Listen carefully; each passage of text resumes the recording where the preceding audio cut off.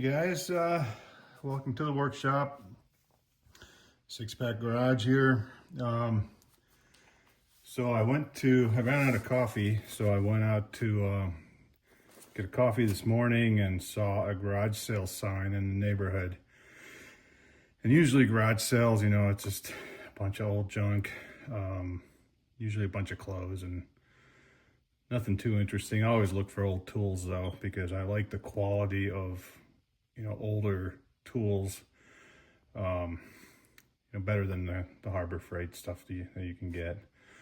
So this was something I saw there. There's this case, is Cal Equip on it, which I don't even know what that is, but I figured, okay, what's this? So I looked inside, and there is an OTC multimeter in there. And I thought that was pretty cool for a garage sale find. I don't know how old this thing is, but it's probably pretty old. So it does say made in Korea, but I asked the guy, how much for the meter? He goes, $2.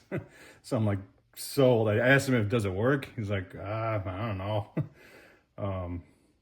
But for $2, I told him for $2, I'll take a gamble. It's just, I'm curious, and I saw the OTC. I know OTC makes typically pretty, higher quality tools. So I figured it would be interesting.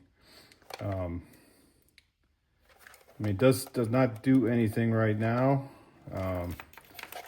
So I know these take 9-volt batteries. I already know that. So I don't have any. So I took one out of my other meter. So this is an old Fluke 83. I've had this meter for around 27 years. I've had it for a long time. Got it brand new. I used to be a industrial technician. Worked on conveyors and automation systems in automotive plants in Detroit and around the country, but mostly around Detroit. So I got this actually from a Ford. I went to a Ford plant. It was the old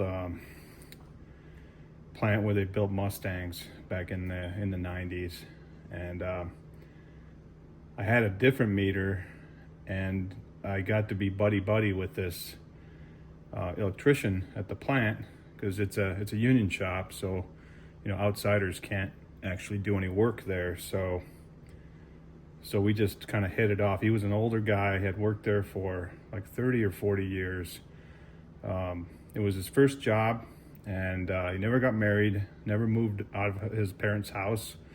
His parents passed away, and he stayed in that house. And I always wondered what happened to the guy, but he was probably in his mid-60s back then. I'm sure he's passed away now, but he gave me this. So he just went to the Ford maintenance shop inside the plant and got this issued out, because we needed one to calibrate a machine. And I had one, but he's like, well, teach me how to do it. And so he basically got himself this meter, but he was so happy that I taught him, and the way that I taught him how to do it, that he's like, you know what, give me your old meter, I'll give you this one. So I was like, fuck it, I probably wasn't supposed to do that, but I'm like, he was such a nice guy, so I took it. I still have it, and it's a nice memory for me, and I'm attached to it. I'm not an electrician, but I've used this, for so many different things, electrical troubleshooting. It's a great meter. Anyways, so back to this. Sorry about that. Kind of a long story, but so this is the $2 meter from the garage sale. Yep, of course, 9-volt. So I took this out of my old meter, and I think this battery's not that great, but let's see if this thing works. I'm kind of curious. See if I wasted my $2 or if it was money well spent. Do not want to lose that little screw. Okay.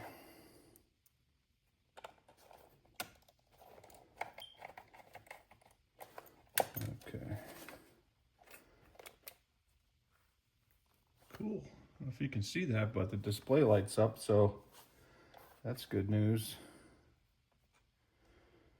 Okay, I got this motorcycle battery here. I'll use it on that. I think that's right. So DC. So on my Fluke, you put volts. Okay, volts on positive, same as here, volts. And then the black on COM. Oops, so let's try that. So now it's set up the same as my Fluke. I don't know if these leads are any good. So I had to replace the leads on my Fluke because one of them finally went bad this year actually. So let's see, can you see that? Well, this doesn't. So my Fluke has a nice stand on it. This one doesn't have anything, any kind of case. So hopefully you can kind of see the display there. Okay, that's not doing anything. Oh, wait a minute. Okay. So this DC, it's well, it's a 12-volt battery, so I assume I'll put it under 20. See if that's right. Okay, sweet. Wait a minute. Okay.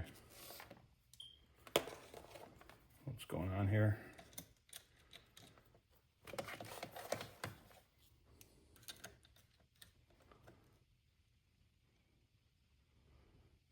That can't be right. Showing like 10.5, 10.6. Something's off. Let me try.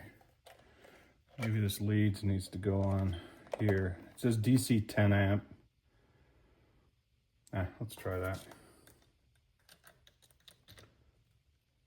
Yeah, that's it. So, yeah, that's right.